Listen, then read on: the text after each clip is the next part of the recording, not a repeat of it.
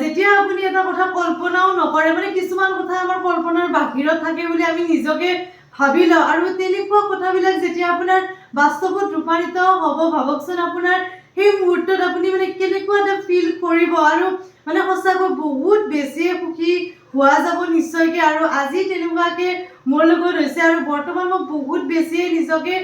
কি ক'ম আৰু সুখী বুলি অনুভৱ কৰিছোঁ কাৰণ যোৱা কেইদিনমানৰ পৰাই বহুতেই মোক চিনাকি হওক অচিনাকি হওক মোক মেছেজ বা ফোন কৰি কৈ আছে যে তোৰ কথা এনেকুৱাকৈ ৰং চেনেলত দি আছে আৰু সুকন্যা নামৰ মেগাজিন এখন আছে তাত তোৰ কথা ওলাইছে মই প্ৰথমতে ভবা নাছিলোঁ কি সুকন্যা মেগাজিনত ওলাইছে বা মই চালোঁ তথাপি বিচাৰিও পোৱা নাছিলোঁ কিন্তু আজি ৰাতিপুৱাৰ পৰা বহুতে মোক ফোন কৰিছে আৰু প্লাছ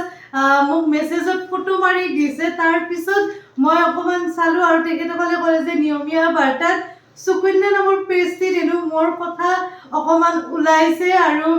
দৌৰাদৌৰিকৈ গ'লোঁ নিয়মীয়া বাৰ্তাখন কিনিবলৈকে আৰু জীৱনত প্ৰথমবাৰ এনেকুৱা এটা মুমেণ্ট হৈছে যে মই নিজৰ কথা পঢ়িবলৈকে আজি নিউজ পেপাৰ কিনিবলৈকে গৈছোঁ যিটো মানে মই সপোনতো ভবা নাই ক'লোৱে নহ'ব যে কল্পনাও কেতিয়াও কৰা নাছিলোঁ যে মই নিজৰ কথা মানে নিজৰ ভাল কথা কোনোবাই লিখিছে সেইটো মই পঢ়িবলৈকে মানে নিউজ পেপাৰ কিনিব গৈছোঁ ভাবকচোন মানে কিমান বেছি এটা ভাল লগা মুহূৰ্ত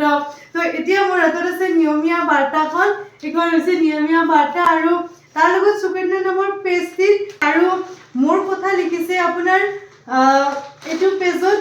মোৰ কথা লিখিছে আপোনালোকে চাব পাৰে একেবাৰে ফটোটো ডাঙৰকৈ দিছে যিটো মানে মই কেতিয়াও কল্পনাই কৰা নাছিলোঁ যে মোৰ ফটো এনেকুৱাকৈ পেপাৰত ওলাব সেইটো মানে আমাৰ কি ক'ম আৰু মধ্যবিত্ত পৰিয়ালৰ কাৰণে এটা বহুত ডাঙৰ সপোন মানে যে পেপাৰত এনেকুৱাকৈ ওলাব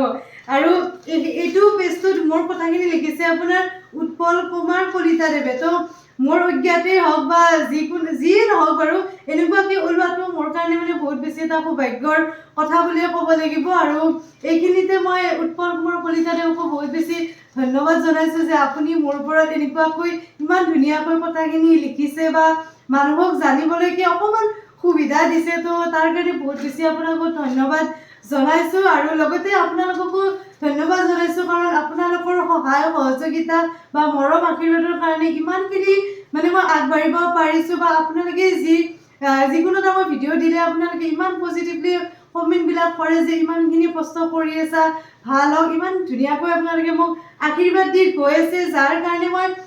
এবছৰ সম্পূৰ্ণ কৰিবলৈকে পাৰিছোঁ মোৰ ডিলাক্স কেকৰ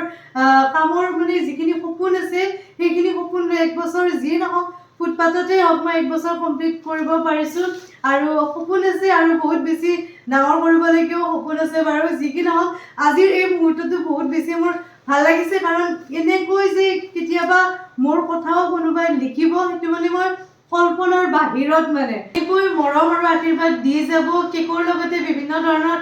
মোৰ কাৰণে আপোনালোকৰ কাৰণে যদি মই কাম কৰি গৈ থাকিব পাৰোঁ আৰু ৰিচেণ্টলি নলবাৰীৰ পৰাও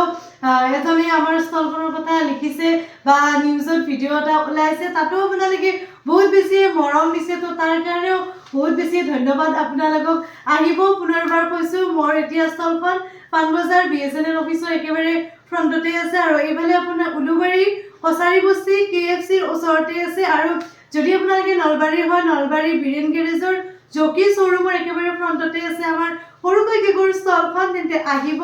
লগ পাম ভাল লাগিব